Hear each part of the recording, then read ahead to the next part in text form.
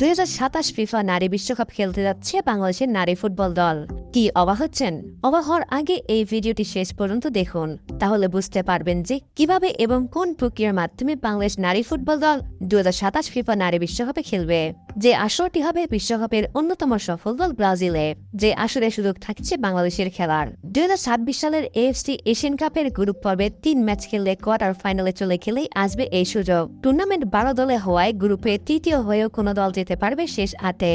এই quarter final থেকে সেরা 4 দল সরাসরি খেলবে ফিফা বিশ্বকাপে, আর বাকি 4 দলও ইন্টারকন্টিনেন্টাল প্লে অফ ম্যাচ খেলার সুযোগ পাবে ফিফা বিশ্বকাপের কোয়ালিফাই করার জন্য। এশিয়ান কাপের মূল পর্বে জায়গা করে নেওয়ায় এখন সামনে সুযোগ রয়েছে বাংলাদেশের বিশ্বকাপে খেলার। সহজ কিছু সমীকরণ মেলাতে পারলেই এটি সম্ভব হবে বাংলাদেশের জন্য।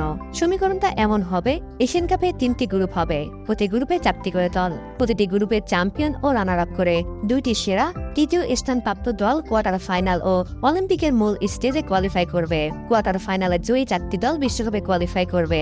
পরাজিত 4টি দল প্লে অফ খেলবে, যার ভেতর থেকে জয়ী 2টি দল বিশ্বকাপে কোয়ালিফাই করবে এবং পরাজিত 2 দল ইন্টার কনফেডারেশনস প্লে অফে কোয়ালিফাই করবে।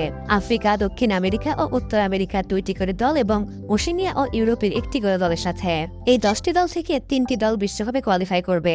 টুর্নামেন্টের সূচি চূড়ান্ত হয়ে গেছে।